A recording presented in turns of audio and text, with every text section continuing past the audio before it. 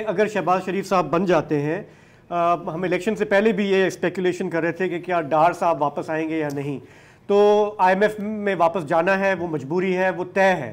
آپ کیا دیکھ رہے ہیں کہ یہ جو نئی گورنمنٹ بنے گی، کمزور سی گورنمنٹ، کولیشن گورنمنٹ، اس میں کمپٹنس ہوگی؟ اور فائنانس منسٹر پھر آپ کیا دیکھ رہے ہیں، کس کو دیکھ رہے ہیں؟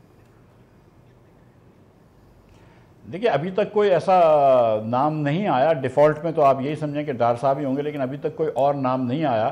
ایک آدھ بینک کے صدور کا ہم نے نام سنا تھا، بینک کے صدر کا، لیکن پتہ نہیں وہ بنتے ہیں کہ نہیں۔ He would be a good person دو۔ آئی ایم ایف پہ جانا بہت ضروری ہے، کوئی پلان بی نہیں ہوتا۔ I M F is like آپ کی ہسپتال سمجھ لیجئے یا آئی سی یو سمجھ لیجئے، تو اس کا کوئی پلان بھی نہیں ہوتا۔ اگر آپ کو اینجیوگرافی کی اور اینجیوپلاسٹی کی ضرورت ہے تو اس کا کوئی پلان بھی نہیں ہے، مطلب you have to get it done. So I M F جانا ضروری ہے۔ اب اگر ڈار صاحب جیسی شخصیت آئی ایم ایف میں ہوتی ہے، سوری وزارت خزانہ میں ہوتی ہے، تو آپ کو یہ بھی دیکھنا ہے کہ آپ آئی ایم ایف کو کیا میسج بھیج رہے ہیں، کہ how serious are you about I M F programme, how serious are you about sticking to the programme.